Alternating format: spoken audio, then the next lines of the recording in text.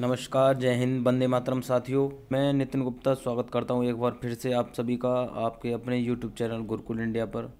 तो साथियों, आज मैं आपके जो डीएसएसबी वैकेंसी को लेकर जो सवाल हैं दिमाग में, जो आपके मन में संशय है, उसको आज दूर करने वाला हूं। सारी दुविधाएं इसमें दूर करने वाला हूं। सारे क्वेश्चन आपके उठाए हुए हैं मैंने, जो आपके दिमाग में चल रहे हैं। ठीक है, तो इस वीडियो में हम सारी चीज़ें डिस्कस करेंगे, सारी चीज़ों पर चर्चा करेंगे। आपकी एज लिमिट कौन भरेगा अदर स्टेट के लिए, कितने नंबर पास के लिए चाहिए है, ठीक है, मेरिट में कैसे आएंगे, सारी चीज़ें यहाँ पर बात करूँगा। ठीक है, कौन कौन भर सकता है फार्म, अदर स्टेट के बच्चे हैं भर सकते हैं नहीं भर सकते, ओबीसी कैटेगरी में आएंगे नहीं आएंगे।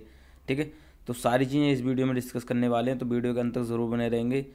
मैं गारंटी देता हूँ ये वीडियो देखने के बाद आपके जो डीएसएसबी वैकेंसी है, जो टीजीटी और पीआरटी के लिए दे रखी है, उसको लेकर कोई भी दिमाग में दुविधा नहीं रहेगी। ठीक है, तो बिल्कुल बने रहेंगे इस वीडियो के साथ। अगर वीडियो अच्छी लगती है, अगर आपको ये इन्फॉर्मेशन जो सूचना मैं दूंगा या ये क्वेश्चन आपके लिए हैं, अगर आपके डाउट क्लियर हो जाते हैं तो बिल्कुल वीडियो को लाइक करेंगे। ठीक है, और अच्छा लगे अगर आप जुड़ना चाहते हैं चैनल तो सब्सक्राइब भी कर सकते हैं। ठीक है, तो मैं यहाँ पर सबसे पहले आपके क्वेश्चन उठाता हूँ, जो क्वेश्चन आ रहे हैं मेरे पास। ठीक है, इसीलिए वीडियो बनाने का रीज़न यही है।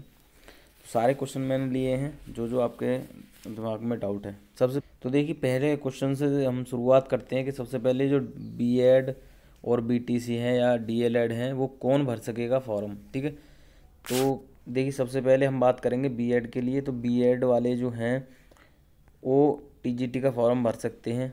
पीआरटी में इसका कोई अभी भी मतलब कुछ भी नहीं दिखा रहा है कि हाँ बीएड वाले पीआरटी में भरेंगे। ये प्राइमरी के लिए है, इसे डीएलएड बीटीसी वाले हैं जो 2 ईयर डिप्लोमा है उनके पास, वो भर सकेंगे। ठीक है, प्राइमरी के लिए। और जो टीजीटी के लिए है वो आपका बीएड वाले भर सकते हैं। तो ये चीज़ क्लियर होगी आपके। इसमें दोनों का सीटेट जो है पास होना चाहिए, सीटेट पास होना चाहिए, ये याद रखेंगे। ठीक है, तो बीएड वाले टीजीटी भर पाएंगे। टीजीटी के लिए 6,000 कुछ पद हैं। ठीक है, तो ये जानकर आपको खुशी होगी। और यहाँ पीआरटी की बात करेंगे तो पीआरटी में 500 प्लस पद हैं। ठीक है, जिसमें नर्सरी भी है। ठीक है, तो प्राइमरी के लिए जो है डीएलएड वाले भर सकते हैं फॉर्म। ये क्वेश्चन आ रहा था मेरे पास। अब बात करेंगे अदर स्टेट के लिए। तो अदर स्टेट के लिए क्या प्रावधान है, तो अदर स्टेट के लिए मैं बता दूं। सबसे पहले ये जान लेंगे, जो दिमाग में आपके डाउट है कि सर हम ओबीसी में आते हैं, लेकिन ओबीसी में कहाँ आते हैं, अदर स्टेट में। जैसे कहीं भी आप ले सकते हैं। जैसे अभी मेरे पास सुबह कमेंट आया था, एक हमारे साथी बिहार के थे, तो वो ओबीसी में आते थे लेकिन उनके 85 मार्क्स थे।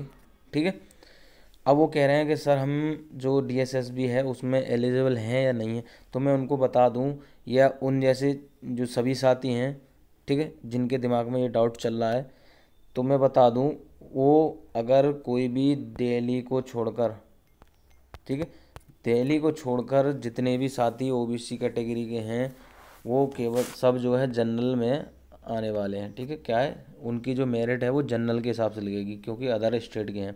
और दिल्ली में भी वो ही लोग मतलब जो ओबीसी कैटेगरी में आएंगे, जो मैंने आपको बताया था 1990, मतलब 1990 के जो बाद में हैं। ठीक है, जो कह सकते हैं, देखिए, जिनकी मतलब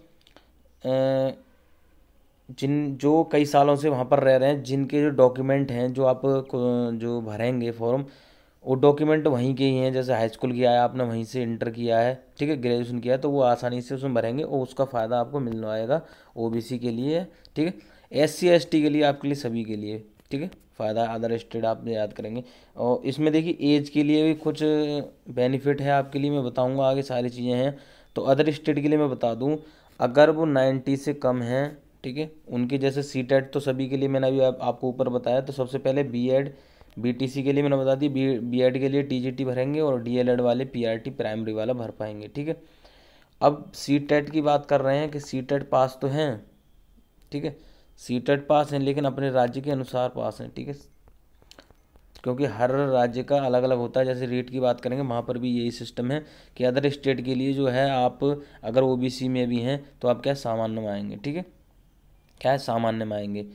उसमें आपको फ़ायदा नहीं मिल पाता है। तो सीटेट अगर 90 नंबर आपने पास, मतलब 90 पर जो आप पास हैं, अगर ओबीसी में भी हैं या जनरल में, तो बिल्कुल सब आपको जो है सभी को जनरल में रखा जाएगा, मतलब सामान्य में आने वाले हैं आप। ठीक है, ये देश मतलब ऐसे समझ लीजिए, जितने भी अदर स्टेट में जो हमारे साथी हैं वो डीएसएसपी फॉर्म भरना चाहते हैं जो ओबीसी कैटेगरी में हैं। ठीक है, जनरल वालों को तो कुछ मतलब है ही नहीं, मतलब जनरल वाले वहाँ पे भी जनरल है, यहाँ पर भी अपने स्टेट में भी जनरल है। लेकिन ओबीसी की बात आती है कि ओबीसी वाले दूसरे स्टेट, मतलब जहाँ दिल्ली में फॉर्म डीएसएसपी वाला भरा जा रहा है तो उसमें है या नहीं, तो वो जनरल कैटेगरी में आने वाले हैं। ठीक है, तो उनके लिए क्या 90 सीटेट पास हैं, उसके लिए क्या है 90 मार्क्स होने चाहिए। ये चीज़ क्लियर हो गई।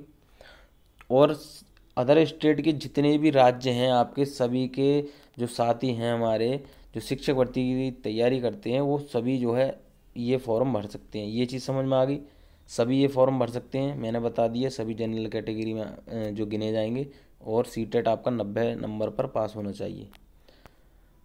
ये मैंने आपको बता दी सीटेट मार्क्स कितने होने चाहिए। तो सभी के लिए क्या है, ओबीसी है जनरल है, आपको 90 मार्क्स होने चाहिए। ओबीसी का केवल उसी को फ़ायदा है जो आपका दिल्ली में रह रहा है कई सालों से।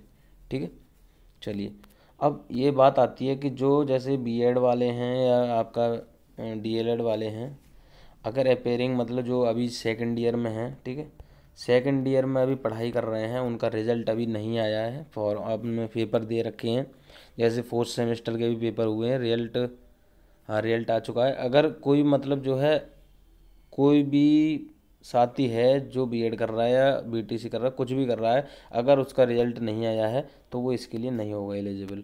क्या है, एलिजिबल नहीं होगा। ठीक है, वो फॉर्म नहीं भर पाएगा। अगर ये फॉर्म भरने से पहले अगर उसका रिजल्ट आ जाता है तो वो भर सकता है फॉर्म, अगर उसका रिजल्ट इसके फॉर्म भरने के बाद में आता है तो वो नहीं भर पाएगा। ठीक है, ये चीज़ समझ में आ गई।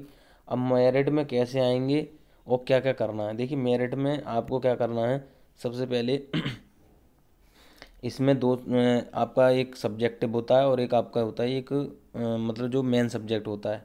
सब्जेक्ट में आप 5 सब्जेक्ट आएंगे जो आपका मतलब जो है सभी जो आपके 20-20 नंबर के होंगे। मैं बताऊंगा, आपके 2 सब्जेक्ट होंगे इसमें, एक मेन सब्जेक्ट होगा जो आपने ग्रेजुएशन में लिया होगा, जहाँ पर देखिए कि ग्रेजुएशन सब्जेक्ट में क्या क्या है। इससे रिलेटेड ये है मेरिट में कैसे आएंगे। तो मेरिट में मैंने बता दिया, लगभग आपको 40% मतलब 100 नंबर के 2 पेपर होंगे, जिसमें पहले वाले में जो आपका 20-20 नंबर, उसमें 40 नंबर आपके लाने होंगे। ठीक है, और जो 100 नंबर का एक सब्जेक्टिव होगा, जो एक सब्जेक्ट पर होगा, उसमें आपको ये टोटल 200 नंबर का आपको पेपर मिलेगा, मतलब पार्ट 1 और पार्ट 2 में। ठीक है, तो उसमें से आपकी क्या है मेरिट लगेगी, जिसमें आप देखिए निगेटिव मार्किंग भी है, मैं सारी चीज़ें बताऊंगा। तो निगेटिव मार्किंग के होने से आपका क्या है मेरिट थोड़ी जो है कम पर जाने वाली है। तो 110 नंबर भी आप ले आते हैं, 110 या 115। ठीक है, 120 वाला तो समझ ले कि हाँ हम मतलब इतनी मेहनत करनी है कि 120 प्लस आप सोचें, तब आपके क्या है 115 के आसपास आ पाएंगे। ठीक है, क्योंकि इसमें जो है थोड़ा गेम अलग है, इसमें जो है सुपर टेट की तरह नहीं है। सुपर टेट में 13 सब्जेक्ट हैं आपके, या आपका रीट है, कोई भी आप एग्ज़ाम ले लीजिए, इसमें जो है जीएस भी आपकी होगी, रीजनिंग भी होगी, इंग्लिश भी होगी, हिंदी भी होगी। ठीक है, सारी चीज़ें इसमें होंगी। तो बिल्कुल आपका और ये मैं बता दूं, आपका ऑनलाइन होगा, ऑनलाइन होगा आपका क्या पीआरटी वाला। ठीक है, टीजीटी का अभी कोई कंफर्म नहीं है कि टीजीटी वाला ऑनलाइन है या नहीं है, लेकिन पीआरटी वाला ऑनलाइन होता है, ये चीज़ समझ लेंगे। तो मेरिट में कैसे आएंगे, मेरिट में बता दिया, एक नंबर मतलब 1 नंबर का एक क्वेश्चन होगा, एक ही नंबर मतलब एक क्वेश्चन पे 1 नंबर मिलेगा। अगर आप जो है क्वेश्चन गलत कर देते हैं 0.25 आपका क्या है एक कट जाएगा। ठीक है, 4 अगर क्वेश्चन गलत कर देते हैं एक सही वाला कट जाएगा। मेरिट में कैसे आना है, 120 प्लस आप सोच कर चलेंगे, 115 भी ले आते हैं तो बिल्कुल दिक्कत की कोई बात नहीं, आप मेरिट में आ सकते हैं। ठीक है, जिस हिसाब से वैकेंसी है उस हिसाब से तो आपको 120 प्लस लाने हैं। ठीक है, ग्रेजुएशन में सब्जेक्ट क्या क्या है अब ये समझ लेंगे, और क्या भरना है। ग्रेजुएशन में सब्जेक्ट जो मतलब 2 साल तक जो लगातार आपका कोई भी एक सब्जेक्ट है। ठीक है, तो उससे ही क्या आप जो है फॉर्म भर पाएंगे। ठीक है, जो सब्जेक्ट आपका ग्रेजुएशन में है, जो आपका 2 साल लगभग है, ठीक है 2 साल होना चाहिए कम से कम, वो सब्जेक्ट से आप जो है भर पाएंगे। और इसमें एक चीज़ और है कि जो है इसके साथ साथ आप जो है दो सब्जेक्ट से भी फॉर्म भर पाएंगे, मैं आगे बात करूँगा आपके लिए। एग्ज़ाम सेंटर कहाँ रहेगा, जी हाँ इसकी बात करेंगे। देखिए तो एग्ज़ाम सेंटर आपका दिल्ली में रहने वाला है, और जो दिल्ली के छात्र हैं उनके लिए तो कुछ दिक्कत की बात है ही नहीं है। ये एग्ज़ाम मैं बता दूं, देखिए अभी तो है नहीं है फ़िलहाल, लेकिन ऐसे कह सकते हैं सितंबर में इसके होने की संभावना है। ठीक है, सितंबर में होने की संभावना है, या सत्र के अंत तक हो जाएगा आपका एग्ज़ाम। लेकिन एक उम्मीद की किरण है कि हाँ, जहाँ कहीं वैकेंसी नहीं देखने को मिल रही थी वहाँ आपको वैकेंसी देखने को मिल गई। मतलब एक हवा में तीर नहीं मार सकते आप, आपको एक टारगेट है आपके पास कि हाँ हमने फॉर्म भरा है और हमें क्या है, नौकरी लेनी है। ठीक है, एग्ज़ाम सेंटर दिल्ली में ही रहने वाला है आपका। ठीक है, चलिए, और सिलेक्शन कैसे होगा ये चीज़ देखिए मैंने बता दी है। तो सिलेक्शन कैसे होगा देखिए मैं बता दूं आपको। सबसे पहले अब मैंने बता दिया, मैंने तो आपको सबसे पहले बता दिया था कि दो आपके पार्ट 2 में, पार्ट 1 और पार्ट 2 करके ऐसे करके आपके 2 सेक्शन बनने वाले हैं, जिसमें पहले पार्ट में 100 क्वेश्चन होंगे और दूसरे पार्ट में भी 100 क्वेश्चन होंगे। 100 क्वेश्चन जो दूसरे पार्ट में होंगे वो एक ही सब्जेक्ट से होंगे, जो आपने मतलब जिससे आप फार्म भरेंगे। और ये पार्ट 1 में आपके 5 सब्जेक्ट होने वाले हैं, जो आपके जीएस, ठीक है, हिंदी, इंग्लिश, ठीक है, और ये सारी चीज़ें आने वाली हैं, रीजनिंग भी आएगी। ठीक है, तो ये मैं बता दूंगा डिटेल में। अगर आपको ये जानना है, अगर सब्जेक्ट के सिलेबस के बारे में जानना है, तो अगर आप चाहते हैं कि हाँ मैं इसके बारे में डिटेल में बात करूँ, तो बिल्कुल आप कमेंट करके बताएंगे तो मैं वीडियो बना दूंगा उसके लिए। सिलेबस के ऊपर ही हम चर्चा कर लेंगे। तो ये मैंने बता दिया। तो इसमें मैंने बता दिया 1 नंबर, मतलब 1 क्वेश्चन पे मिलेगा आपको। ठीक है, और आपको ये सोच के चलना है कि हमें 120 प्लस लेके आना है। ठीक है, और लॉकडाउन है तो आप घर से बाहर निकल ही रहे हैं, अपने कम से कम 5 से 6 घंटे आप दे सकते हैं। क्वेश्चन पेपर की लैंग्वेज कितने सब्जेक्ट में मैंने बता दिया, 2 सब्जेक्ट, मतलब 5 सब्जेक्ट तो आपके एक होंगे, और एक मेन सब्जेक्ट जिससे आप फार्म भर रहे हैं वो होगा। ठीक है, टीजीटी में जिसने फार्म भरा होगा उसको पता होगा। पीआरटी के लिए सेम होता है जैसा आप भरते हैं। तो ये चीज़ समझ में आ गई। अप्लाई टू पोस्ट देखिए मैंने बता दिया, मतलब कोई भी एक व्यक्ति है वो 2 पोस्ट के लिए, मतलब 2 जो हैं अलग अलग भर सकता है। हिंदी है, अगर किसी बंदे ने हिंदी में करा है, इंग्लिश में करा है, तो वो क्या 2 पोस्ट से भर सकता है। लेकिन एक चीज़ आप याद रखेंगे, अगर एक ही दिन आपका एग्ज़ाम हो जाता है, मतलब जिस दिन आप एग्ज़ाम देने जा रहे हैं एक ही दिन दोनों एग्ज़ाम एक ही टाइम पे हो रहे हैं, तो आप एक ही मतलब जो है एग्ज़ाम दे पाएंगे। अगर अलग अलग है तो आप दे पाएंगे, अगर ठीक है, तो आप ये 2 फॉर्म मतलब भर सकते हैं अगर आप 2 सब्जेक्ट से करे हुए हैं। ठीक है, तो ये चीज़ समझ में आ गई। 2 पोस्ट के लिए आप जो है फॉर्म भर सकते हैं। ये दिमाग में डाउट था आपके कि हम जो सर 2 सब्जेक्ट से भर सकते हैं या नहीं भर सकते हैं, तो आप जो 2 सब्जेक्ट से भर सकते हैं, बिल्कुल समझ में आ गई हुई बात आपकी। मतलब आपको ये याद, वो तो एक कह सकते हैं कैसे भी आपके खुदा न खास्ता वाली बात आ जाएगी कि जो है एक ही टाइम पर दोनों पेपर होंगे। ठीक है, अगर यहाँ पर 2 पोस्ट के लिए मतलब जो फॉर्म भर सकते हैं, तो चांस है नहीं है कि आपका जो है एक ही टाइम पर दोनों पेपर होंगे। ठीक है, एज कितनी रहेगी ये चीज़ समझ लेंगे। एज कितनी रहेगी मैंने बता दिया। अगर आप टीजीटी का फॉर्म भर रहे हैं तो टीजीटी के लिए 32 मतलब जो साल है, ईयर, वो लास्ट है। ठीक है, मैक्सिमम कह सकते हैं आप। तो इससे ज़्यादा वाले आप जो है नहीं भर पाएंगे। अगर 32 से ऊपर हैं तो आप जो है नहीं भर पाएंगे। अब इसमें देखिए फ़ायदा, जो ओबीसी की बात कर रहे थे या एससी एसटी की बात कर रहे थे, यहाँ आपका फ़ायदा मिलता है एज के लिए। इसमें क्या होता है कि आप अगर ओबीसी कैटेगरी में आप माने जाते हैं तो आपको क्या है, 3 साल का, मतलब 3 साल का आपको बेनिफिट मिलने वाला है, 3 ईयर का। तो 32 आप करेंगे टीजीटी के लिए। टीजीटी के लिए 32 की बात कर रहे हैं, और इसमें 3 और जोड़ देंगे आप, तो 35 साल आप जो है आपका मैक्सिमम हो जाएगा अगर आप ओबीसी कैटेगरी में आते हैं। ठीक है, तो 3 साल का रिलैक्सेशन आपको यहाँ मिल जाएगा अगर आप ओबीसी कैटेगरी में माने जाते हैं। एससी एसटी की बात करेंगे तो एससी एसटी की बात करने वाले हैं तो हम 5 साल आपको मिलने वाली है। ठीक है, रिलैक्सेशन में 5 साल का आपको फ़ायदा मिलने वाला है इसमें। पीडब्ल्यूडी की बात करें तो पीडब्ल्यूडी में आपको 10 ईयर फ़ायदा मिलने वाला है। ये सारी चीज़ें नोट करेंगे। देखिए 10 ईयर आपको क्या है, पीडब्ल्यूडी की बात करेंगे, एससी एसटी की बात करेंगे तो 5 ईयर आपका, और ओबीसी की बात करेंगे तो आपका 3 साल है। ठीक है, तो ये चीज़ समझ में आ गई। और टोटल हमने टीजीटी की बताया था, टीजीटी की जो एज है वो आप 32 ईयर है।